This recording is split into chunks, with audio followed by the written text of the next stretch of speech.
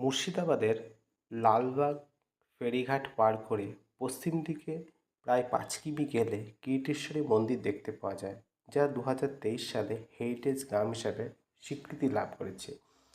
এই কিরিটেশ্বরী মুর্শিদাবাদের অতি প্রাচীন স্থান। শোনা যায় পুরাণে বর্ণিত দক্ষযজ্ঞের পর প্রতিপ্রাণা সতী দেবনিন্দা দেহত্যাগ করেন। ভগবান তার দেহ চক্র দ্বারা ছিন্ন বিচ্ছিন্ন করে বিশ্বের সর্বত্র নিক্ষেপ করেন। এই গ্রামে সতীর কিরিটের একটি কণা পতিত হওয়ায় এই গ্রামের নাম হয়েছে কিরিটেশ্বর।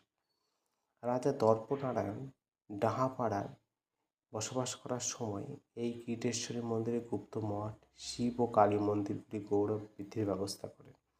কালাসাগর নামে একটি বৃহৎ এবং গভীর পানীয়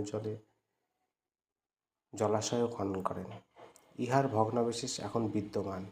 মুর্শিদাবাদ বাংলার রাজধানীর থাকাকালে বিশিষ্ট রাজন্যবর্গ এই মন্দিরে পার্শ্ববর্তী স্থানসমূহে রাস্তাঘাট প্রভৃতি উন্নতির ব্যবস্থা করেছিলেন। পৌষ মাসের প্রতি মঙ্গলবার এখানে বিরাট মেলা বসে। এই মেলা উপলক্ষে দূর দূরান্তের যাত্রীগণ এসে পুণ্য সঞ্চয় ও বনভোজন দুইই করে থাকে। পূর্বে ডাহাপাড়া হতে কিরিটেশ্বরী যেতে যাতায়াতের অসুবিধার জন্য রাজা দর্পনারায়ণের পুত্র শিবনারায়ণ রাস্তাঘাট সংস্কার করেন ও কয়েকটা সেতুও নির্মাণ করেছিলেন। পৌষ মাসের শেষ মঙ্গলবারে এখানে প্রচুর ভিড় হয়। প্রতি বছর পৌষ মাস জুড়ে এখানে মেলা হয়ে আসছে।